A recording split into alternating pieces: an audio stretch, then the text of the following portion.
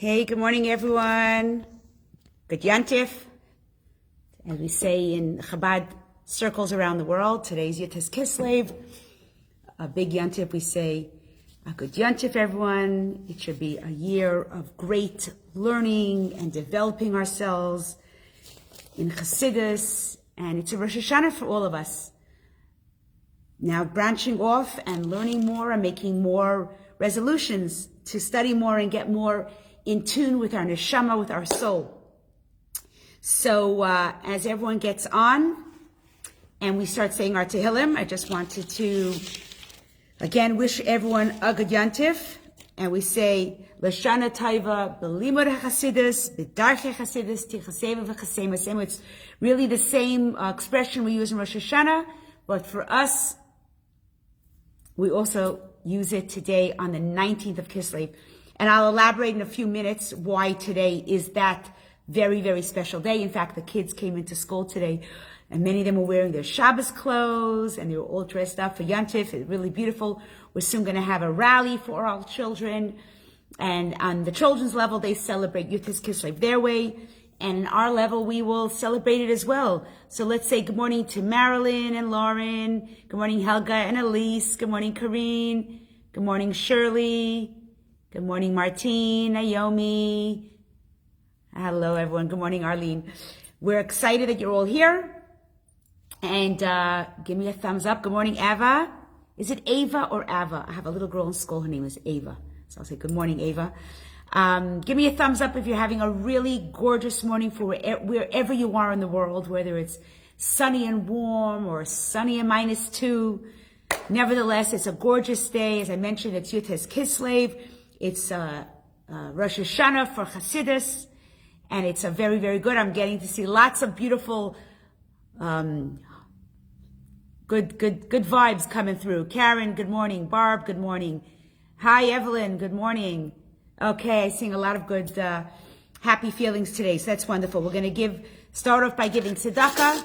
So everyone, please take a coin, and as you put into the tzedakah box, we say, Gedai l'tzedakah shemikareves es ha'geula.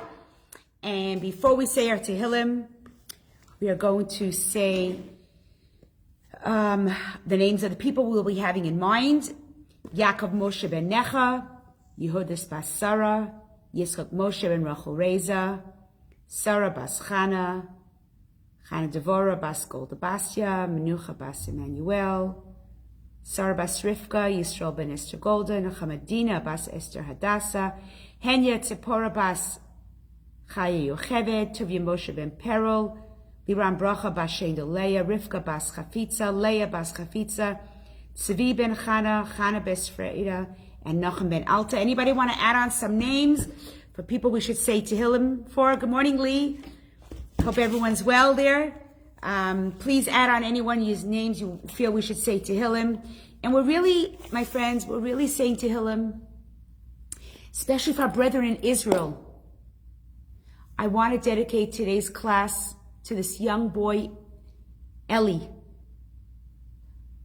K., who was tragically murdered in Israel 2 days ago, just for being a Jew, just for walking through to get to the Kotel to daven. If that's not the most heart-wrenching thing, we need to pray and we need to focus our shir today on all of our brethren in Israel and our brethren around the world. We need to beg Hashem for an end of anti-Semitism and an end of sorrow and an end of illness, and only bring in the days of Mashiach already. We could have peace. The Rebbe once, actually was very, very auspicious day, and the Rebbe said like this: if even one person would really, really, really cry out to Mashiach, Mashiach would be here. And I remember we were all there thinking, what do you mean? We all scream Mashiach. We want Mashiach now. No. That's not what the Rebbe said. The Rebbe said, if from the depth of our heart, every minute of the day we say, we need Mashiach. We go shopping for chandeliers and we go shopping for our makeup. And we're really enjoying this galus. We became so comfortable in galus that Mashiach is only, it's like an afterthought. It's like, When something happens, we go, oh, we need Mashiach already. But that's not wanting Mashiach. We should need Mashiach when we're enjoying life, when things are beautiful. We should say, life is beautiful, and imagine if Mashiach was here, how incredible it would be. I think that's what the Rebbe had in mind.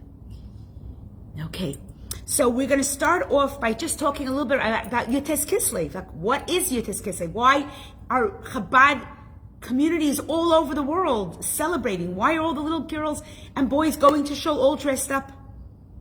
So, in 1798, the first Chabad Rebbe, do you know his name, anyone? You get extra points if you put it down in the chat box or on your screen. The first Chabad Rebbe, his name was, okay, I'm waiting to see it. He was imprisoned in jail. Why?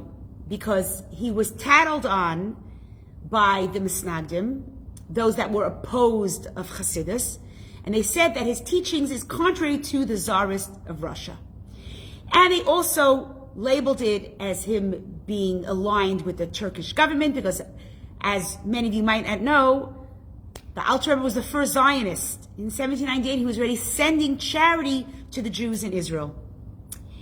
For those of you who ever ask, as Chabad Zionists, big time. And he was sent to prison. Very, very, very terrible, probably the most depressed and hardest treating prison in Russia. And miraculously, after 53 days, he was freed. And many experiences and many explanations go on to say, why was he there? What was, because anything that happens in this world is always aligned with the spiritual world. So what was going on there that happened here? So basically, Shner Zalman, thank you very much. Let's see who got the name right. Thank you, Helga. Very good. So Shner Zalman, Reb Shner Zalman of Liadi, the first Chabad Rebbe, he was beginning to teach Chassidus. Chassidus is Kabbalah. And he was bringing it down to the masses. And why was he doing that? Because until now, Kabbalah and Zohar were only taught to the greatest teachers and students of Talmudic study, right? The geniuses were studying the Talmud and Zohar. But your regular everyday Jew, like me and you, well, me, okay, and maybe not you, but me, we weren't ready for that. But the Alter Rebbe felt like this. If we don't spread Chassidus now, if we don't bring this beauty and the holiness and the depth of Kabbalah now to the people, we stand to lose an entire generation. And I'll give you a beautiful example that's been shared by the Rebbe and the previous Rebbes before. There was a king who had a son. And the king's glory, besides for his son, was this beautiful crown he wore on his head. And the centerpiece of his crown was a magnificent gem. And everyone oohed and ahed at this crown. But of course, there was something more precious than the crown, the prince. And one day, the prince fell ill, and he became more and more seriously sick.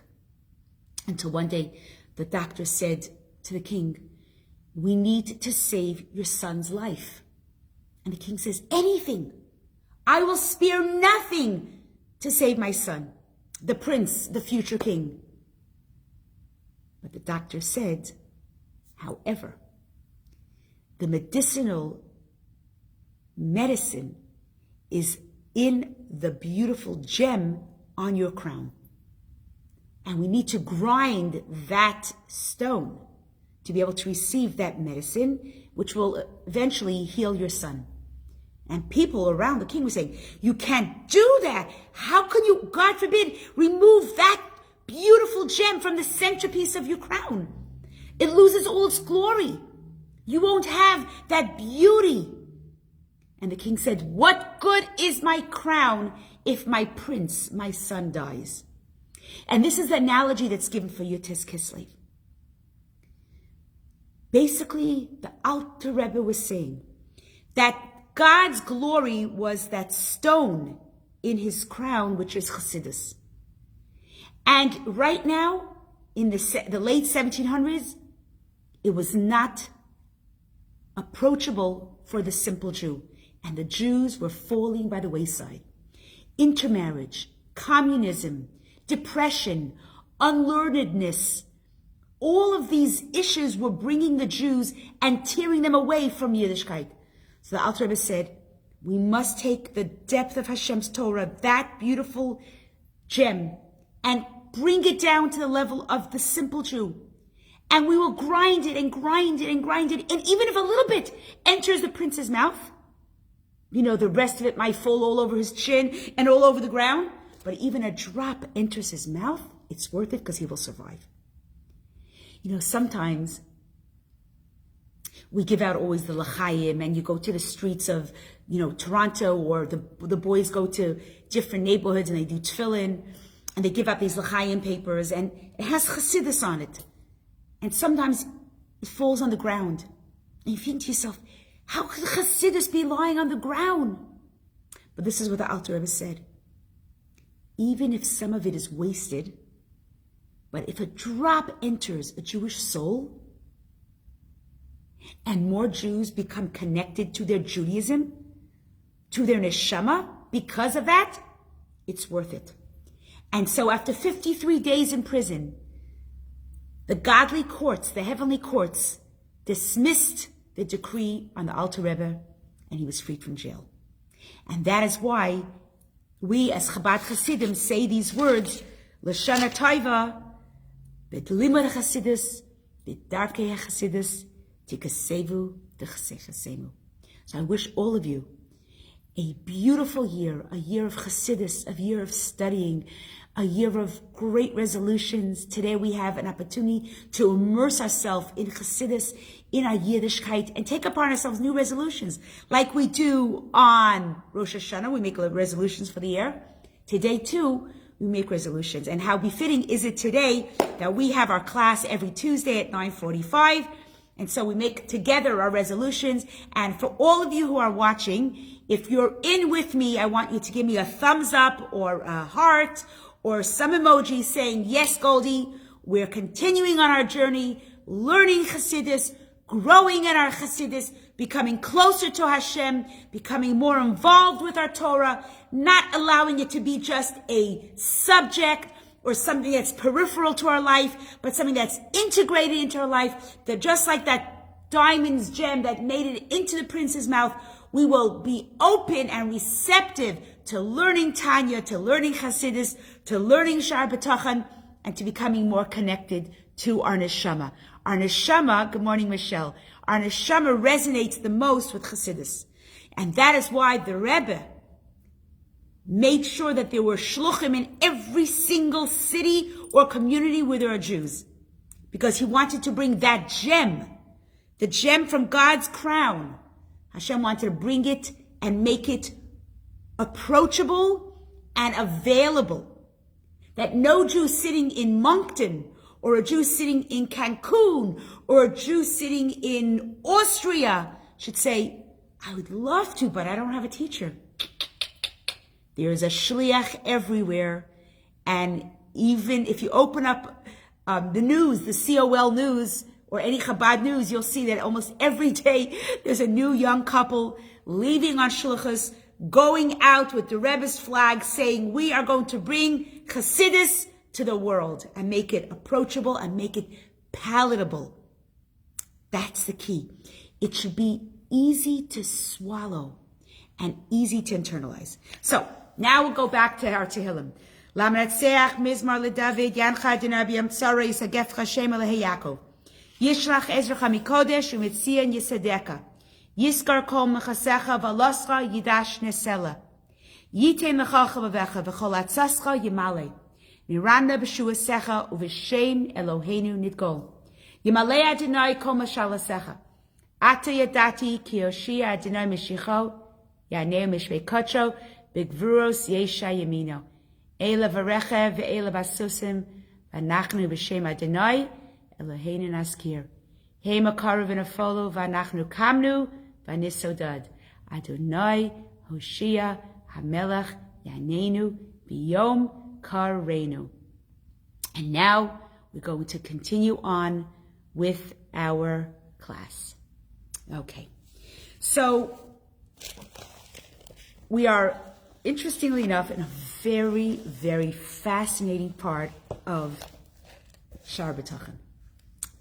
For those of you who are first-time joiners, we are learning Gates of Trust by Rabbeinu Bechaya, 11th century great scholar who wrote this book all about how to trust in God.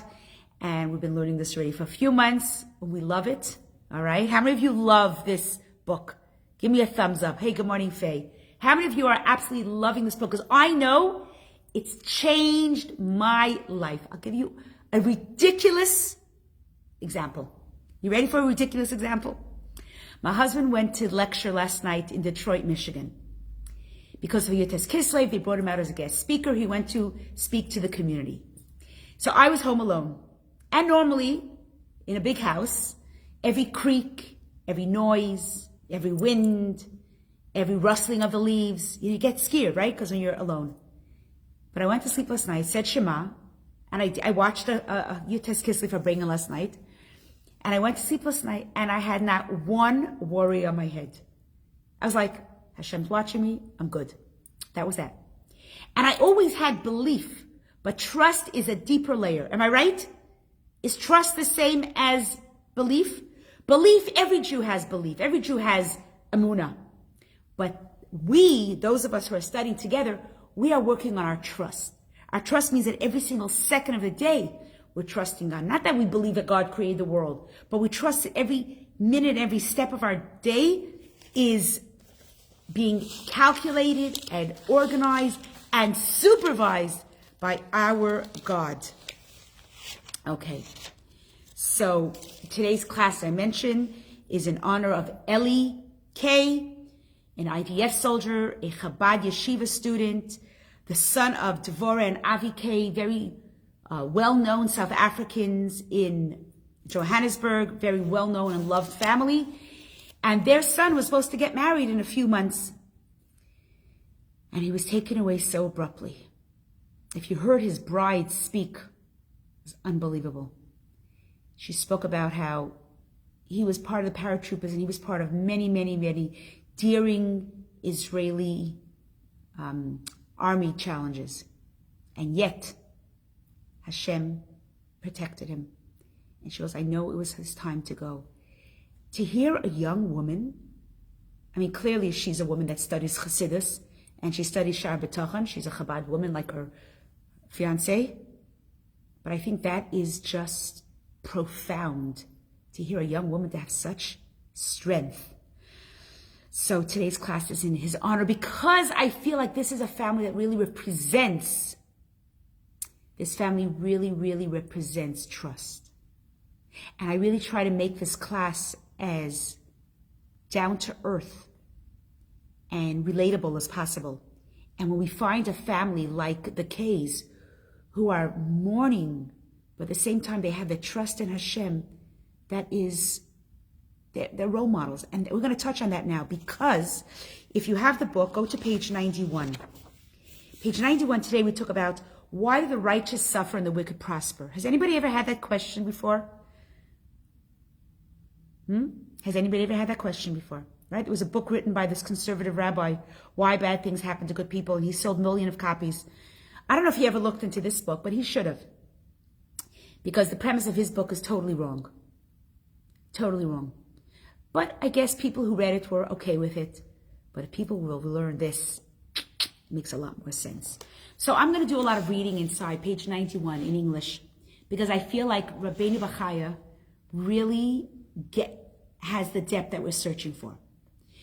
It says like this: V'im yoymar ha'omer hine nachnu ra'im miktzat tzadikim lo yizdamen lehem tarpas el acharei ha'omo v'hayagia v'rabim me'anshei ha'averes v'shalva v'chayim b'toiv b'na'imim. If a person will say, I'm translating, if a person will say, we do seem we do see some righteous people whose sustenance only comes to them after hard work. And we find many sinners who are at peace and live good and pleasant lives. Now, is that not a question that so many of us have always asked? Hi, good morning, Tanya. How many of us have asked that question? Right? We said that the righteous people, we spoke about in the beginning, they don't have to make efforts to pursue their livelihood because they have things that come easy. Here we say that, like Jeremiah asks in the book Jeremiah, he says, why has the way of the wicked people prospered? I mean, isn't that the number one question out there? And you think he's the only one that asked the question? No. Here we have another question by Habakkuk. He says, why are you silent when a wicked man swallows up more righteous than he? That he has more than the righteous. And then we have King David. I mean, who more than King David? What does he say? He says, behold, these are the wicked. They are ever tranquil. They have gained much wealth. I mean, he sees it himself. Malachi, another prophet, says, they also tempt God and they have nevertheless escaped. And there are so many verses in our Torah that ask the question that you and I always ask. Why do the wicked prosper? And why do the righteous suffer? What did this young soldier, this young groom, this young Chabad man by the name of Eli, what did he do to get killed and murdered at such a young age? And it makes you wonder. And it almost says, I don't want to pick up any more books. I don't want to talk about it. I'm angry. Why do the wicked prosper? Why do all those Palestinian terrorists seem to be prospering? What's going on in this world? We have to cry out to Hashem, Ad Masai. How much longer?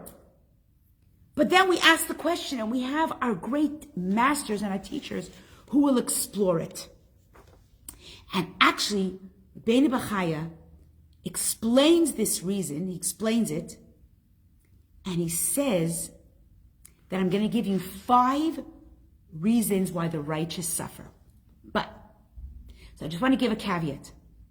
We are not God, so we don't know why anybody suffers for which reason. That's given by Rabbeinu Bachaya. But it's giving us something to ponder about. And I would love to have this conversation with you right here on Facebook, because I think this is going to be very, very interesting. Yeah, Karine says it's a good question. Okay. So, the author, Rabbeinu Bachaya, explains is why sometimes the righteous suffer and the wicked prosper. And he goes like this. Nevertheless, I have seen a need to explain this matter. See? 11th century, and the Jews were struggling with the same questions. He says why some righteous people suffer while some wicked people prosper in such a manner that the explanation should be somewhat sufficient. Okay. I will say that the reasons why the righteous person's livelihood is withheld from him until he exerts himself to obtain it and is tested in it is like this. So this might be one suggestion. He says, possibly because of a sin that he committed previously, for which he is liable to be punished, as the verse says, behold, the righteous man will pay for his sins on earth. So basically he's saying, although there seems to be no reason why the righteous should be suffering, it is possible that this righteous man has previously sinned for which he hasn't yet suffered a punishment. And so now he's getting the punishment. Why? Because he continues, because Hashem saves a greater reward for the righteous in the world to come. So basically what he's saying is the wicked, they get all their rewards down here in this world. So there might be a wicked man that did lots of terrible things, but if he did something good once or twice, Hashem rewards him here. But once he dies and he goes up to be judged, no good comes to him at all. He got all his rewards here in this world. But the righteous, they will suffer here for their sins, but once they go up to Shemayim, they're perfectly clean slate, and they go up to Gan Eden. without any punishments. So that's number one. So number one is that possibly he committed a sign previously, so he's punished now. Number two is that their suffering is in exchange for increased reward in Olam Haba, so it benefits the righteous at the end.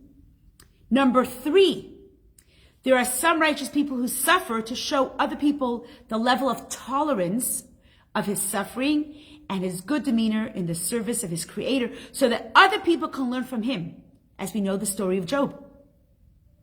Right? Job was a great tzaddik, but he suffered here, and he was a living example. And you and I know many, many, many righteous people who have suffered. Some people have suffered losses. Some people have suffered physical ailments. Some people have suffered so much, but their bitachon, but their mannerisms, their faith was strong. Have any of you met someone like that? That they were suffering, but they were so positive, and they were still saying it's going to be good, and Hashem is good. Do you know such people? I want to see how many of you have ever met, because I have met many, many, many people. Wonderful, holy, righteous people who have suffered, and when you speak to them, they only say, good things are happening. Hashem knows what's best. Hashem is the best. There's a reason for it. There's always a reason. And they still live and still believe in Hashem. Oh, Freya, I wish. Carol says many people, but there's so many. I feel like I bump into these people all the time. Everywhere you look, there are righteous people that have suffered something, a loss or their wealth or their health. And they walk around and they're so religious still, and they still haven't given up in their Judaism, and they still come to shul and they daven, and they're proud Jews. This is what it's talking about. This is reason number three. Number four, there are some righteous people who suffer due to the weakness of the people of their generation. The Creator tests him with poverty, with want, or with illness to demonstrate to others his piety and service to God. This is in contrast, and listen to this, this is in contrast to those people who don't serve God despite their peaceful lives. How do you like that? There are people that have all the goodness in their life, and they never come to shul to say thank you to Hashem. They don't even own a tzedakah box in their house. They never open a siddur in the morning and say Moda'ani. And yet you have people who struggle, and they daven every morning. They help others. They run to pick up food and drop it off at people's homes. They go to the hospital to visit the sick. They bake challah for friends, and they're struggling themselves. And they open house, and they give, and they do. And the people who are sitting on acres and acres of land and very rarely mention Hashem's name. So that's number four. And the last reason is there are some righteous people who suffer because, although righteous in their private lives, they are not zealous for the sake of God in protesting the sins of people in their generation. In other words, they could have done more to correct others, to bring others back to Yiddishkeit, but they didn't. Like we see, and he's given here a story about Eli, the high priest, and his sons, and it says, and it quotes in Samuel, in the prophet of Samuel, it says, and it will be that everyone who is left in your house will come to prostrate himself before him for a silver piece and a morsel of bread. Eli was punished for poverty because he didn't protest the bad behavior of his children. So that's a fifth reason. So, what are the reasons the righteous suffer? Number one, possibly for a previous sin. We don't judge, but the person that's suffering knows, I'm suffering now because I did something previously, and that's where the sufferings are. And I better I get my reward in Olam Haba, in afterlife. Number two, to earn a bigger portion in the world to come, so they get their reward in the world to come. Number three, to teach others how suffering should not hinder divine service. And number four, to display the true righteousness, so people are examples of this. And number five, they did not affect their surroundings appropriately. So I remember hearing a story, and correct me if I don't have all the details, about this couple who were very, very righteous, but they couldn't have any children. See, a righteous couple suffering. They didn't have children. So they begged Hashem, begged Hashem, begged Hashem for a child. They said they would do anything in the world for a child. And one night, the husband wakes up in the middle of the night with a very startling, behavior. He wakes up his wife and he goes, "Dear wife, we have to accept what we have." So the wife goes, "What do you mean?" But I saw a dream in heaven that we were sitting up in Gan Eden and we had beautiful, beautiful gold table. And the table had 4 legs. And then I saw that I asked God for a child here, and I wasn't supposed to have that reward. And so I got the child, but then I see that the leg of my table was missing. So I realized that my reward is going to be in the world to come. It's a very, very struggling story, because asking for a child is a terrible thing. No, it's not. It's what I think the message of the story is this. When we ask Hashem for things, and Hashem gives us exactly what we need, and there are people that will cry their whole lives for something that they can't have, and they're miserable, crying and crying and crying, and saying to Hashem, give me, but it's not part of our mission. That's not part of our lot in this world. So we have to wake up every day and we thank Hashem and we daven for what we want. But sometimes when the answer is no, we have to learn to accept. Because sometimes our reward will come in Olam Haba. And that's a tremendous level, to be able to accept God's judgment and say, God, I really want ABC. I really need this. I need that. It will make me happy. I'll be complete. I'll be a better Jew. But Hashem knows exactly what we need to accomplish our mission. And so we daven every day and we ask Hashem to give us what we need. And not always what we want is what we need. We ask Hashem, give us what we need.